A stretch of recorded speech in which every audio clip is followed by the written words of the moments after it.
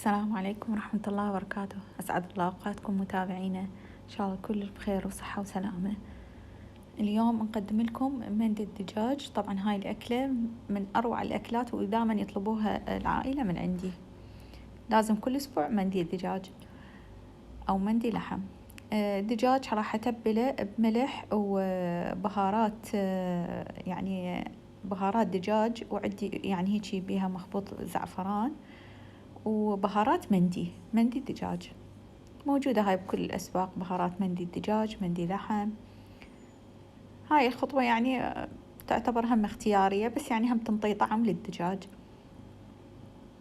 طبعا الدجاجة غاسلتها، منظفتها كل زين ومنشفتها، وبعدين أتبلها هالشكل. أبدي راس بصل صغير أو وسط، وهنا ملعقة من الدهن. طبعا بالدهن يكون أطيب، أو زيت، أو نخلط الاثنين معا.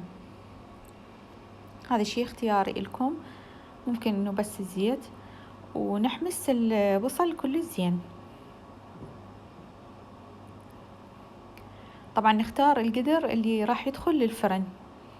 هنا الحبوب اللي عندي الصحيحة تكون فلفل أسود وقرنفل وهيل وكزبرة وعود دارسين وحبة نوم بصرة وحبة ينسون، هاي شفتوها نجمة، وورق غار، واثنين من حبة الكبابة. كلها حبوب صحيحة.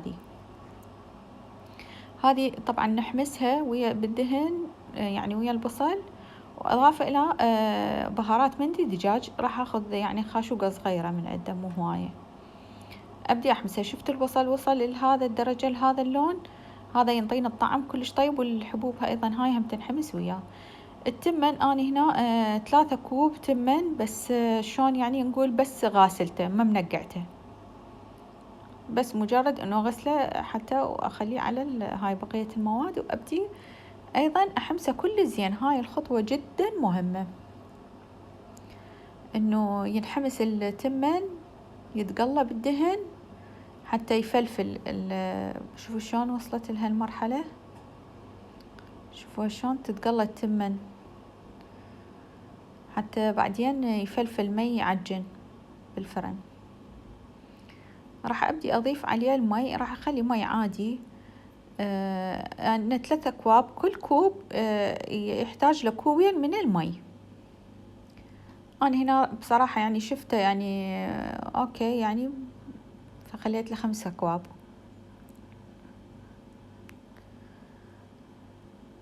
شفته مناسب فخليت له 5. أبدي هاي طفيته من النار وشلته. راح أخذ ورق سيليفون شوي يكون ثخين، أو طبقتين مثلا من ورق السيليفون، وبهالطريقة أخليه. اللي ما شايف الفيديو مال مندي اللحم يعني يشوفه نفس الطريقة. طبعا هاي اللي بالفرن، هسه هذا المندي بالفرن، وعندنا هماتين بالقناة مندي يعني بطريقة اعتيادية سهلة، ممكن أي واحد ينفذها. أبدي أثقبها بالسكين بهالطريقة.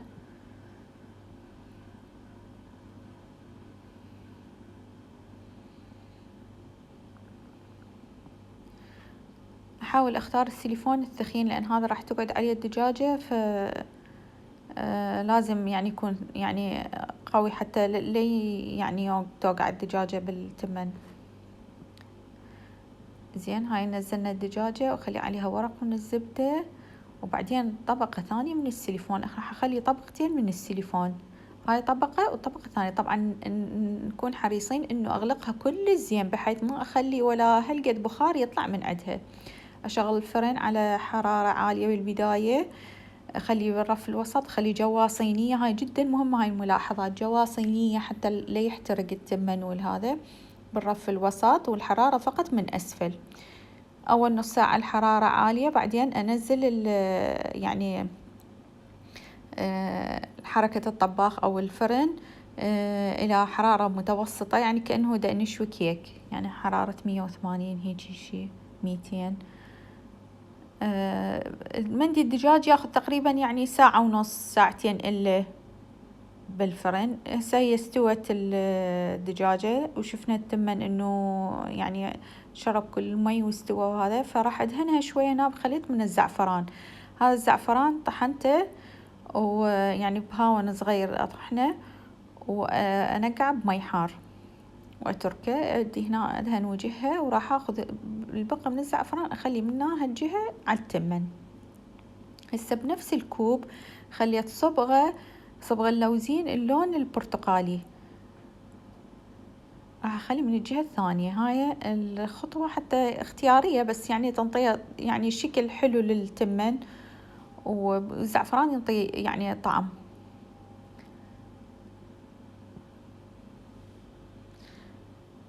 وأرجعه للفرن تتحمص الدجاجة من فوق، من يعني بس تتحمص جلدها. أشعل الفحم حتى يعني يجمر. شوفوا الدجاجة ما شاء الله شلون صار لونها وتحمصت. راح أرفعها.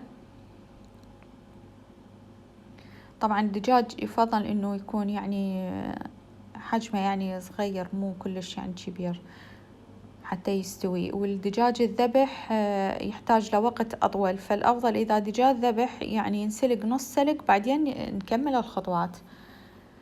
نفس الشي بالنسبة إذا كان مندي اللحم نفس الحالة، نسلقه نص سلق اللحم بعدين نكمل الخطوات.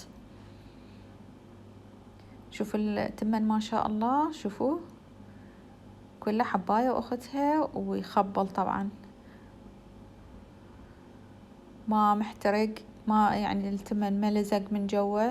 حتى لو تصير حكاكة هيجي تصير حكاكة كلش يعني خفيفة وطعمها كلش يكون مركز وطيب. أنا بالنسبة لي التمن أدخنه مرتين، هاي أول مرة، بعدين المرة الثانية يعني ورا ما تخلص هاي المرة أقلبه للتمن. خليت الفحمة، خليت سيليفون هالشكل أسويها على شكل طاسة، أخليها الفحم شوية زيت وبعدين الفحمة. هسه أقلبه حتى الطعم يصير حتى مو بس من الطبقة الفوق، يصير كل التمن. أقلبه وبعدين سأنزل الدجاجة وأدخنه مرة ثانية. فالطعم يعني اللي يجرب هاي الطريقة صدقوني يعني ينافس المطاعم بدون يعني غرور أو فشي يعني، ولكن صدقوني إنه هذا المندي هاي الطريقة ينافس المطاعم. أكلت مندي في عدة مطاعم مال مندي يعني بصراحة ما عجبتني.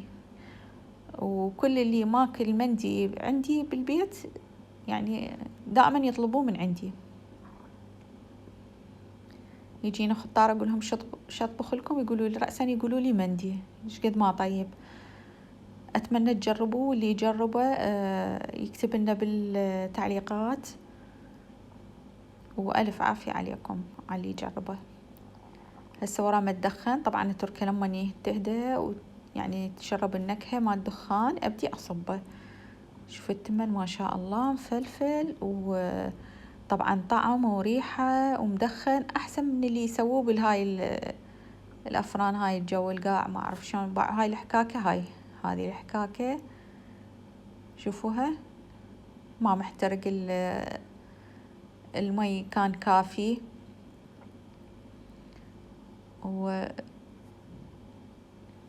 والأمور كلها تمام الحمد لله والشكر. طبعا هاي الحكاكة طعمها جدا طيب، يصير هي خلاصة النكهات بيها.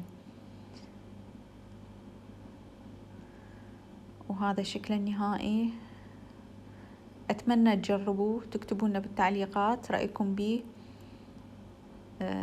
طبعا من أنجح الطرق يعني هاي عمل المندي. أعطيتكم كل الملاحظات المهمة. أهم شي نهتم بالفرن بالبداية حرارة عالية، بعدين نص النار وتكون على الرف الوسط، وأهم شي نخلي جوا القدر صينية حتى لا يحترق التمن.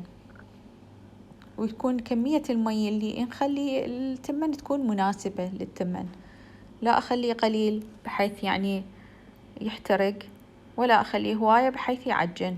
والملاحظة الثانية أيضا نغلقه كل زين بالسيليفون بحيث ما يتسرب البخار. إذا تسرب البخار يعني ما راح نستفاد إنه من عنده إنه ينطبخ بالبخار ولا يستوي الدجاج أيضا. شوف الدجاج شلون ذايب ما شاء الله. طبعا قوة شيلتها لأن تتفسخ. شوفوا لي الألوان مال التمن شلون الرز عندنا هنا مفلفل ما شاء الله باعوا. هاي طبعا ورا ما شوي يعني هدى. أتمنى عجبتكم. إذا عجبتكم الوصفة لا تنسون اللايك، مشاركة الفيديو بين الأصدقاء. أترككم في أمان الله.